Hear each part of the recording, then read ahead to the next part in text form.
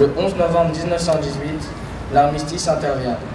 Après ces 4 années de conflit, la France, pour sa part, déplorait 1 400 000 morts, 740 000 invalides, 3 millions de blessés, des centaines de milliers de veuves et d'orphelins.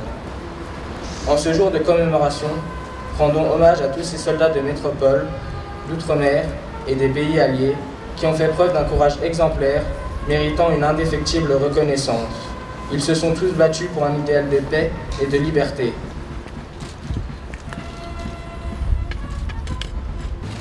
La ville de Saint-Dié-des-Vosges, placée aux avant-postes de la frontière, a héroïquement supporté l'occupation allemande au début de la guerre. Fréquemment bombardée, après sa délivrance, n'a cessé de faire preuve, malgré la menace constante de l'ennemi, d'un moral élevé et d'un ardent patriotisme. Le président de la République a décidé qu'un monument, dont les travaux seront lancés en 2017 à Paris, sera dédié à ces femmes et ces hommes qui ont payé de leur vie leur engagement pour la défense de notre pays et de ses valeurs.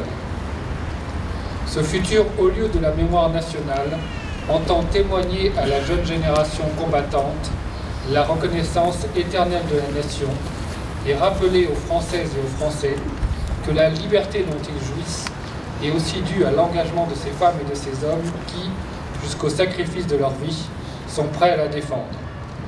Veillons à ce qu'aucun de nos enfants ne l'ignore en poursuivant l'indispensable travail de mémoire.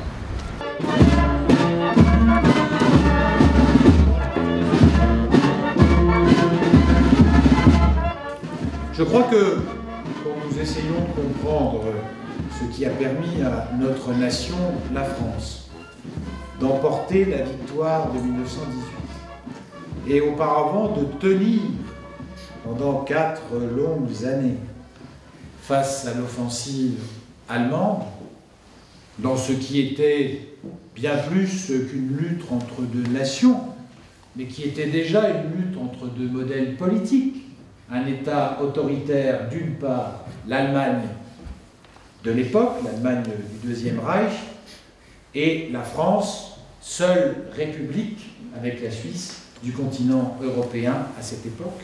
Bien, quand on s'interroge sur ce qui a permis à notre pays, à notre nation, de tenir et d'emporter la victoire, c'est à la fois au courage de la population française, au courage, bien sûr, de ces millions de soldats qui ont été mobilisés, que nous devons penser, mais c'est aussi à l'impulsion d'un certain nombre de hautes figures, comme celle de Georges Clemenceau. Oui, aujourd'hui, il y a, à travers l'hommage que nous rendons, il y a beaucoup à méditer sur les conditions qui pourraient nous amener à être à la hauteur du sacrifice de ceux qui nous ont précédés,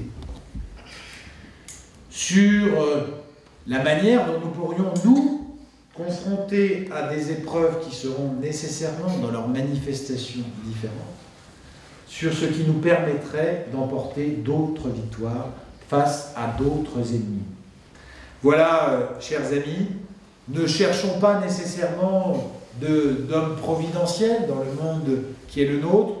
Je crois que les circonstances, quand elles deviennent dramatiques, amènent toujours à faire le tri de façon très naturelle entre les rodomontades et la parole vraie, entre le courage réel et le courage affiché.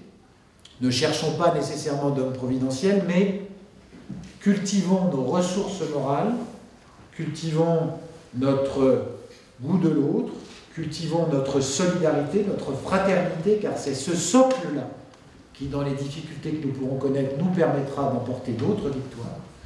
Et ne perdons pas confiance, ne jetons pas le bébé des institutions démocratiques avec l'eau du bain populiste.